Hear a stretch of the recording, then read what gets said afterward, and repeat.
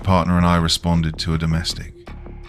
The house showed us the murders happening, over and over. It was a late shift, one of those quiet nights where the city seems to be holding its breath. The kind of night you almost welcome a call, just to break the monotony. Then the radio crackled. Unit, my unit, respond to a possible 1016 domestic disturbance at vague rural route descriptor. Caller as a juvenile. 1016 domestic. My gut tightened. Domestics are always unpredictable, always a powder keg. Juvenile caller, even worse. That usually means things are really bad if a kid's the one reaching out. I keyed the mic. Dispatch. Any further details on that 1016? The dispatcher's voice came back, a little tinny. Negative. My unit. Call was very broken, heavy static. Sounded like a young male. Managed to get the address, but not much else. Sounded distressed. Mentioned something about fighting, maybe a parent. 10-4, en route. My partner, let's call him Jay, grunted from the passenger seat. Kid calling on a domestic, never a good sign. Nope, I agreed. The address was way out on the edge of our jurisdiction, bordering on county. One of those places where houses are spread thin, swallowed by trees and long driveways. Takes a while to get out there, and backup takes even longer. The drive itself felt off. The further we got from the city lights, the darker the world became. Streetlights became a memory. The only illumination came from our headlights, cutting a swath through what felt like an endless tunnel of trees. The kind of dark that presses in on you. We finally found the turnoff, a gravel road that was more potholes than path. The house itself was set way back, almost invisible from the road. A 2-story older build, but it looked lived in. Maybe a bit unkempt. Toys scattered on the porch, that kind of thing. All the windows were dark. A single car, an older sedan, was parked in the driveway. An unsettling silence hung over the place. Quiet, Jay muttered, and I couldn't disagree. Too quiet. We parked a little ways back, cut the engine. The silence was almost absolute, broken only by the crunch of gravel under our boots as we approached. I did a quick visual sweep. No obvious signs of forced entry, no sounds from within. The house just looked, still, expectant. Police, anyone home? I called out, knocking firmly on the front door. The wood felt solid. Nothing, just that heavy silence. Jay tried the doorbell. A faint, standard chime echoed from somewhere deep inside, then died. Still no response. All right, I said, keeping my voice low. I'll check windows on this side. You take the back, see if you can spot anything. Got it. Jay moved off around the side of the house. I went from window to window on the front and one side. They were all dark, curtains drawn in most. I cut my hands around my eyes, trying to peer in through a gap in one, but it was like looking into a void. My flashlight beam just got swallowed by the blackness. A prickle of unease started to crawl up my spine. This wasn't just a quiet house, it felt wrong. Then it happened. A sudden, brilliant flash from an upstairs window, almost blinding, followed instantaneously by the unmistakable booming crack of a gunshot, muffled, but definitely a gunshot from inside. My heart hammered. Jay came running back around the corner, eyes wide. You hear that? Gunshot, upstairs, I yelled, already moving towards the front door. Dispatch, shots fired at the vague rural route descriptor location. We're making entry. No time for pleasantries now. I kicked the door hard, right near the lock. It shuddered, then gave way with a splintering crack, flying inwards and banging against an interior wall. Police! Show yourselves! I shouted into the darkness, my weapon drawn. Flashlight beam cutting a nervous path ahead. Jay was right beside me, doing the same. The inside of the house was pitch black, blacker than outside, if that was possible. A close, stuffy smell hit us. Stale air, a hint of old food and something else, something metallic, almost like copper, faint but there. The air was heavy, cold, colder than it should have been. Police! If you're in here, make yourself known. Jay's voice echoed unnervingly. We moved slowly, methodically. Standard room clearing, what we're trained for. Flashlights darting into corners, weapons ready. The silence was back, thick and oppressive, broken only by our own breathing and the occasional scuff of our boots on the hardwood floor. Anyone who fired that shot, come out slowly with your hands in the air, I commanded, my voice tight. Still nothing. It felt like we were shouting into a vacuum. We cleared the small entryway, moved into what looked like a living room. Furniture was ordinary, if a little cluttered. A TV, a sofa, kids' toys scattered on the floor. It looked like a family lived here. A family that had suddenly stopped. Then, a flicker of movement in the periphery of my flashlight beam at the far end of a hallway leading deeper into the house. Freeze! Police!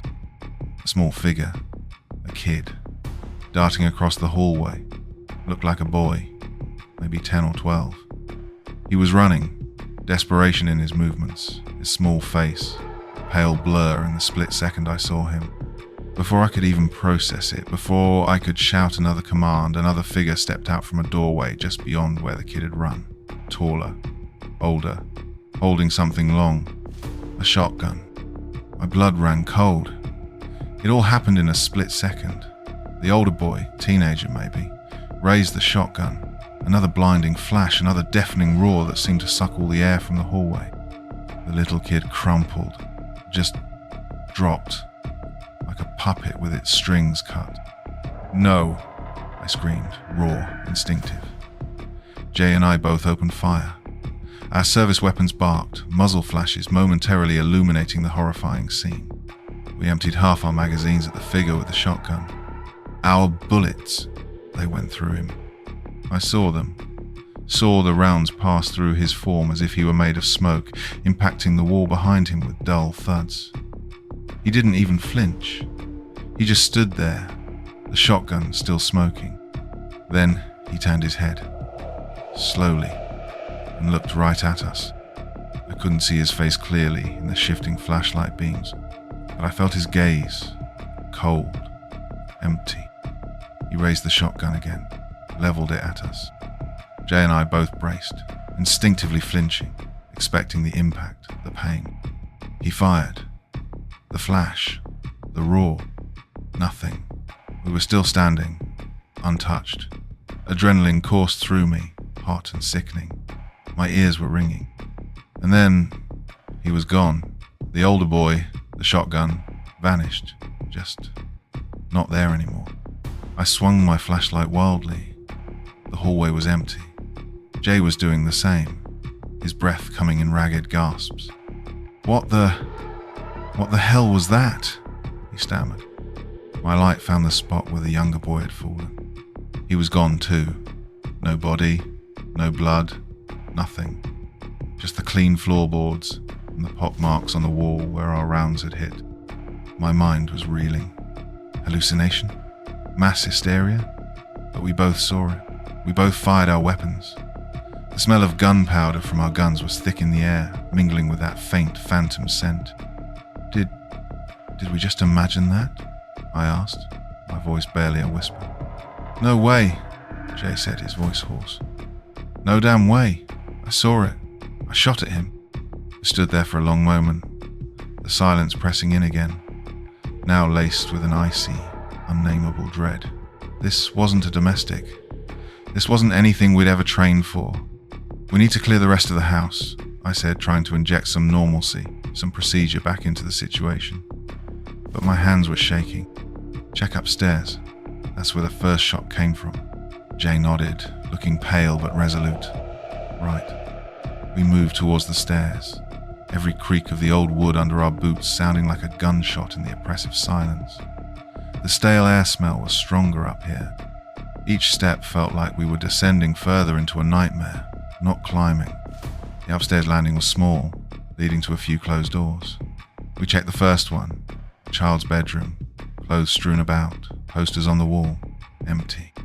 The second, a bathroom, towels on the floor, equally silent. The chill in the air seemed to deepen. The last door at the end of the hall. It was slightly ajar. I pushed it open slowly with the barrel of my gun, Jay covering me. My flashlight beam pierced the darkness. A bedroom, a large bed in the center, unmade, and on the bed, 2 shapes, vague outlines under a rumpled duvet. As my light hit them, the scene replayed. The older boy was there again, standing beside the bed, shotgun in hand. He looked younger somehow, his face contorted in something that wasn't quite rage, wasn't quite pain, more like a terrible, hollow resolve. He raised the shotgun, aimed it at the figures in the bed. "Don't!" I yelled, even though some part of me knew it was useless. He fired. Once, twice. The flashes lit up the room, the roars deafening, the figures on the bed. They didn't move. Then he turned, that same slow, deliberate turn, and he saw us, standing in the doorway. There was no surprise on his face, just that same chilling emptiness. He raised the shotgun towards us again, fired. Again the flash, the roar. Again, nothing hit us. And then, just like before, he flickered and vanished. The figures on the bed, gone. The room was empty. No bodies, no blood, no spent shells. Just the lingering smell of phantom gunpowder and the suffocating weight of what we'd just witnessed, twice. This was madness. Sheer, unadulterated madness. "Okay," Jay said, his voice strained. "I'm officially losing my damn mind." "Me too," I managed. "Let's try dispatch again." I fumbled for my radio. "Dispatch unit, my unit, can you copy?" Static. Thick, impenetrable static, like the call that had brought us here. Jay tried his. Same result. Comms are out. Completely jammed. We were alone in this house. Utterly alone with whatever this was. "We searched this place top to bottom," I said, my voice harder than I felt. "Every inch. There has to be an explanation." We did. We went through every room, every closet, the small attic space, the unfinished basement. Nothing. No bodies, no fresh bloodstains, no weapons, no signs of a struggle beyond what we'd seen happen. The house was just a house. A recently lived-in house where something terrible had clearly occurred, but all physical evidence of the victims and perpetrator had vanished, leaving only these impossible echoes. It was like the house was a stage, and we'd stumbled into a performance of some horrific, never-ending play. Exhausted, frustrated, and deeply, deeply unnerved, we ended up back in the upstairs bedroom. Jay walked over to the window, the one where we'd seen the initial flash. He stared out into the moonlit backyard. The moon was high now, casting long, eerie shadows. He was quiet for a long time. Then, "Hey, come look at this." I joined him. The backyard was mostly grass, a bit overgrown around the edges, a swing set standing forlornly to one side. But under the pale moonlight, you could see them, patches. Rectangular patches in the earth, slightly sunken, where the grass was disturbed darker. They were faint, easily missed in daylight, or from ground level. But from up here, with the angle of the moonlight, "What are those?" Jay asked, but I think we both knew. My stomach churned. He'd been in the backyard earlier. He hadn't mentioned seeing anything like this then. The angle, the light, it all mattered. "Let's get outside," I said. "Try comms again from there." We practically ran out of that house. The fresh night air, even though it was cold, felt like a blessing after the stale, charged atmosphere inside. My radio crackled to life the moment we cleared the porch. "My unit, dispatch, what's your status? We've been trying to reach you." Relief washed over me, so potent it almost buckled my knees. "Dispatch, unit, my unit, we're outside the residence. We need backup, and CSI, and maybe a priest. I don't know.